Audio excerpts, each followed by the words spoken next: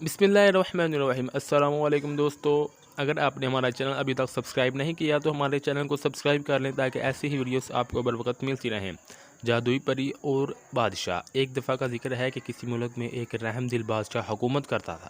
اس کی 2 ملکہ تھیں، یعنی اس نے 2 شادیاں کی تھی۔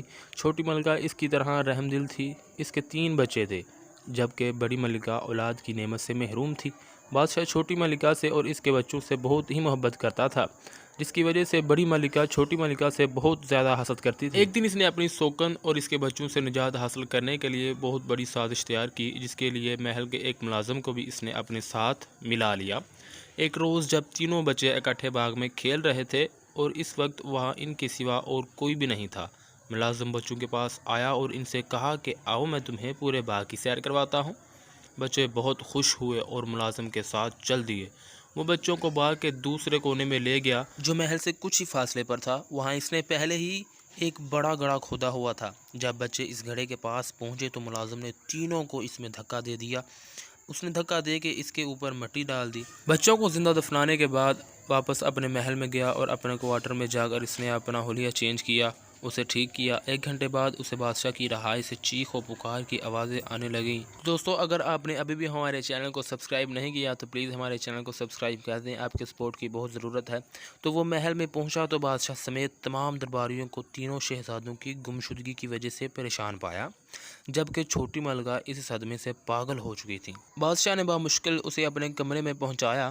اسے پاگل پن کے دورے پڑنے لگے۔ وہ بادشاہ سمیت جو بھی سامنے آتا اسے مارنے کو دوڑتی تھی بس۔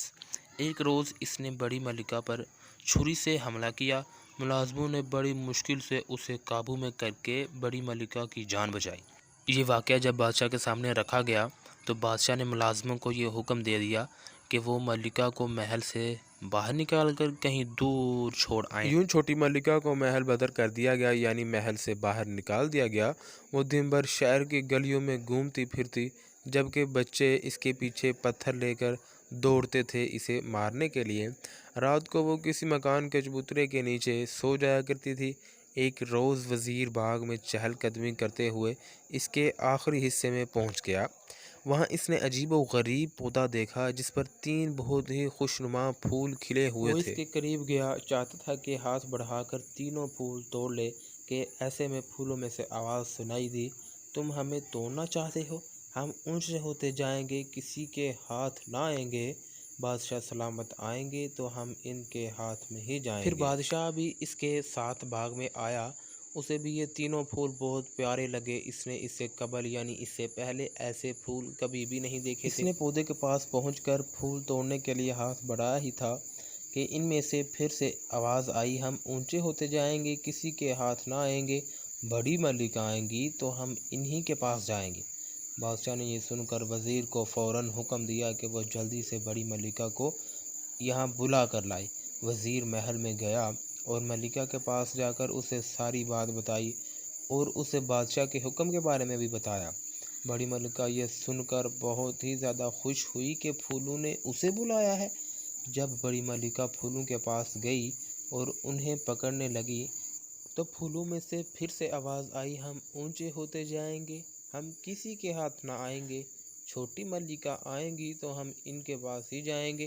بادشاہ نے یہ سنا تو وہ بہت زیادہ پریشان ہوا، کیونکہ چھوٹی ملکہ کو تو اس نے محل سے باہر نکال دیا ہوا تھا، اسے محل بدر کر دیا ہوا تھا۔ بادشاہ نے اپنے ملازمین کو بھیجا کہ وہ ملکہ کو ڈھونڈیں۔ جلد ہی چھوٹی ملکہ مل گئی اور اسے باغ میں لایا گیا۔ جیسے ہی چھوٹی ملکہ نے پھولوں کو ہاتھ لگایا تو وہ پھول بچوں میں تبدیل ہو گئے۔ چھوٹی ملکہ اپنے بچوں کو دیکھ کر بہت زیادہ خوش ہوئی۔ بادشاہ نے جب بچوں سے تفصیل پوچھی کہ آخر ہوا کیا تھا تو بچوں نے بتایا کہ انہیں ملازم یہاں پر لایا تھا اور اس نے ہمیں گڑھے میں پھینک دیا تھا اور ہمیں زندہ دفنا دیا تھا۔ اسی وقت یہاں سے ایک پری گزر رہی تھی، اس نے ہمیں پھول بنا دیا اور کہا کہ جب وزیر یہاں سے گزرے گا تو تم اسے یہ کہنا۔ یہ سن کر بادشاہ نے ملازم کو بلایا اور اس سے پوچھا کہ تو نے ایسا کیوں کیا؟ اس نے بتایا کہ اسے یہ سب بڑی ملکہ نے کرنے کو کہا تھا۔ یہ سنتے ہی بادشاہ نے حکم دیا کہ بڑی ملکہ اور ملازم کو اندھے کنویں میں ڈال دیا جائے۔ دوستو، اندھا کنواں ایک ایسی جیل ہوتی ہے جو زمین کے نیچے کنویں کی طرح بنائی جاتی ہے اور اس میں 24 گھنٹے اندھیرا ہی اندھیرا رہتا ہے۔ بعد میں ہوا یہ کہ چھوٹی ملکہ نے بادشاہ کو ایسا کرنے کے لیے منع کر دیا اور انہیں معاف کرنے کو کہا۔ بادشاہ نے بھی انہیں معاف کر دیا اور چھوٹی ملکہ نے بھی کر دیا، بچوں نے بھی کر دیا۔ پھر سب ہنسی خوشی دوبارہ سے رہنے لگے۔ انتخابی سبق: حسد بری بلا ہے۔